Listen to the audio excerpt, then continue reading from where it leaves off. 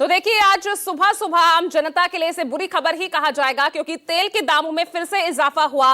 Petrol और diesel के दामों में करीब एक रुपए की बढ़ोतरी की गई है। पेट्रोल के दाम में 87 पैसे प्रति लीटर की बढ़ोतरी की गई और डीजल में 91 पैसे प्रति लीटर की बढ़ोतरी हुई है। यानी अभी एक हफ्ते के अंदर या 5 दिनों में कहा जाए तो 2 बार ये बढ़ोतरी की गई है। इससे पहले आपको याद होगा 15 मई को केंद्र की सरकार की तरफ से देश भर में पेट्रोल, डीजल और सीएनजी तीनों ही जो है दामों में बढ़ोतरी की गई थी। पेट्रोल और डीजल के दाम 3 रुपए प्रति लीटर के हिसाब से बढ़ोतरी हुई और सीएनजी 2 रुपए प्रति किलो के हिसाब से बढ़ाई गई और उसके जो है 2 दिन बाद सीएनजी के दाम 1 रुपए प्रति किलो बढ़ाए गए। तो 3-3 रुपए की बढ़ोतरी पेट्रोल, डीजल और सीएनजी के दाम में हो गई। लेकिन देखिए, यहां पर ही मुसीबत नहीं थमती नजर आई। आज फिर पेट्रोल और डीजल के दाम में 1 रुपए करीब 1 रुपए प्रति लीटर की बढ़ोतरी की गई है और ऐसे में अंदाजा ये लगाया जा रहा है कि ये जो इजाफा है ये यही नहीं रुकेगा।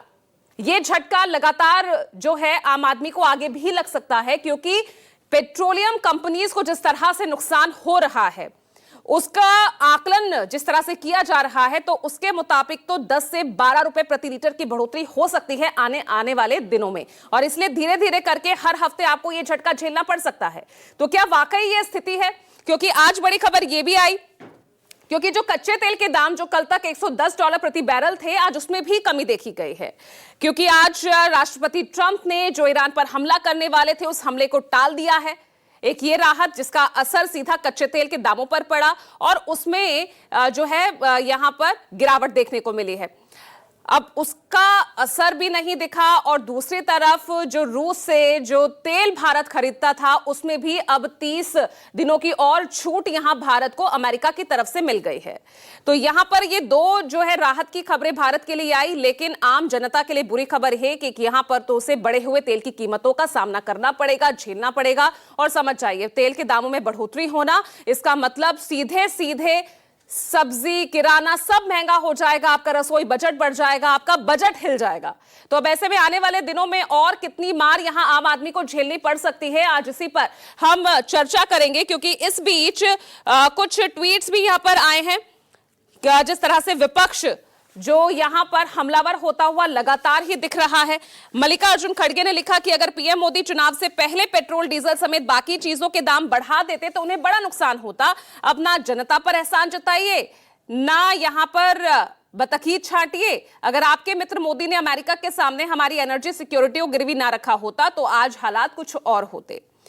यहां पर कांग्रेस ने जो ट्वीट ये मल्लिकार्जुन खड़गे का बताया, समाजवादी पार्टी के जो सांसद हैं राजीव राय, वो लिखते हैं कि कल ही पत्रकारों को मैंने बोला था कि जो बड़े वाले माननीय लोग अपनी फ्लीट में गाड़ियों को कम करने का ड्रामा कर रहे हैं, दरअसल ये 1-2 दिन में पेट्रोल, डीजल का दाम बढ़ाने से पहले की तैयारी है, क्योंकि चुनाव तो अब खत्म हो चुका है। तो लगातार विपक्षी दल जो ऐसे चुनाव से जोड़कर देख रहे हैं। 4 मई को नतीजे आए, 4 मई से पहले सब कुछ ठीक ठाक था, लेकिन 4 मई के बाद नतीजे आने के बाद अब जो है 3 राज्यों में सरकार बनने के बाद अब यहां पर इस तरह की बातें की जा रही है।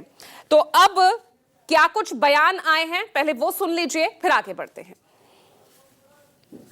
पेट्रोल डीजल की कीमतों का जहां तक प्रश्न है, आपने देखा होगा कि वेस्ट एशिया की क्राइसिस पैदा होने के बावजूद वेस्ट हार्मुज से बहुत सारी हमारी ऑयल की शिप्स गुजर नहीं पा रही है।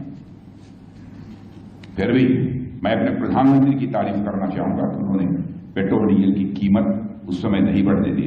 मैंने पिछले 4 साल से एक भी पैसा पेट्रोल और डीजल की कीमत नहीं बढ़ी। अब जाकर इधर बहुत ही नामिनल 3-3 रुपये बढ़ाया गया है। भाई चैलेंज बड़ा है, लेकिन दुनिया के अन्य देशों में देखिए, कहीं पर मोर देन 60% की हाइक हुई है पेट्रोल और डीजल की कीमतों में। यह वेस्ट एशिया की क्राइसिस पैदा होने के बाद कहीं पर 45% की, कहीं 50% की, हमारे यहाँ केवल 3 रुपया नॉमिनल। राहुल जी ने 1.5 साल पहले आगाह किया था कि हम तबाही की तरफ चल पड़े हैं, संभल जाइए। राहुल जी के पुराने स्टेटमेंट्स उठा लीजिए। राहुल जी पहले कह चुके अर्थव्यवस्था किसी भी क्षण डूब जाएगी और जो आपने काम किए हैं पिछले कुछ महीनों में, जो गलती और जो कमियां हुई हैं, उनका खामियाजा देश भुगतने के लिए तैयार रहे। महंगाई चरम पर आनी है और एक बड़ा संकट देश के सामने है प्रधानमंत्री जी की समझ में आ रहा है, और जो उन्होंने कहा था मैं झोला लेके चल दूंगा, अब समय आ रहा है कि झोला लेकर चलेंगे। लोगों के हाथ में कटोरा होगा, प्रधानमंत्री के कंधे पर झोला होगा, ये देश को देखना है। प्रधानमंत्री को न इस देश से कोई लेना देना है, न इस देश की जनता से कोई लेना देना है। प्रधानमंत्री का एक ही मकसद है, कैसे भी करके चुनाव जीत जाओ, और जब भी चुनाव आए 5 साल में 2-3 महीने पहुंच के पूरी ताकत देश भर की लगा दो, चुनाव जीतिए और उसके बाद आराम से मौज के लिए बाहर विदेश यात्रा पे निकल जाओ। 4 मई को जैसे ही रिजल्ट आया, आपने कहा डीजल का इस्तेमाल ना करो, पेट्रोल का इस्तेमाल ना करो, गैस का इस्तेमाल ना करो, सोना ना खरीदो, विदेश की यात्राओं पे ना जाओ, वर्क फ्रॉम होम करो, और आप दूसरे ही दिन उड़ के रोड शो कर रहे हैं। लाखों लीटर पेट्रोल डीजल फूका जा रहा है। जिस तरह की पेट्रोलियम पदार्थों के मूल्यों में वृद्धि दर्ज हुई है और जो मुश्किलें जिस तरह से बढ़ती जा रही हैं, भारत सरकार, या यूं कहना चाहिए कि प्रधानमंत्री नरेंद्र मोदी जी की यशस्वी नेतृत्व में देश ने आम लोगों को कठिनाइयों का सामना नहीं करने की स्थिति उत्पन्न होने दी।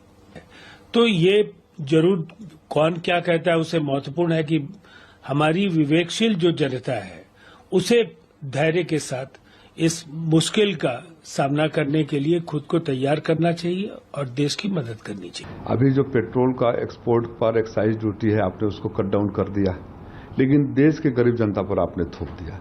इस बात को साबित करता है कि आपके जहन में भी कहीं भी देश और कॉमन मैन नहीं रहता है, आपके जहन में वही आपके मित्र रहते हैं जिनके लिए आप काम करते हैं।